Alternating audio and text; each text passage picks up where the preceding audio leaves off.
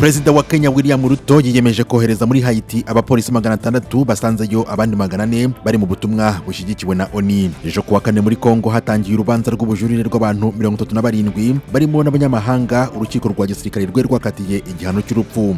Aba nabari bagerageje guhirika ubutegetsi umugambi wabo ukabapfubana. Abaturage b'Injamena muri Chad baragerageza guhunga imyuzure yibasiye ibice byinshi by'umujyi. ONU yavuze ko mu kwezi kwa karindwi abagera kuri 576 bishwe n'indi myuzure. Abatuye umujyi wa Bargini wegereye inkombe z'inyanja muri Senegal baragerageza kurinda amazu yabo mu gihe iki gihugu gitakaza byibuze kuva ku gice cya metero kugera kuri 2 buri mwaka, byumvikanisha ko amazi asatira ubutaka. Muri Albania hubatswe ibigo bibiri byakira bimukira bagera mu Butaliyani bavuye muri Afurika no mu burasirazuba bwo hagati. Amasezerano yakozwe hagati y'ibi bihugu ni rwo rugero rwa mbere rw'igihugu kitari mu bumwe bw'Uburayi cyakiriye abimukira gifasha igihugu kiri muri uyu muryango.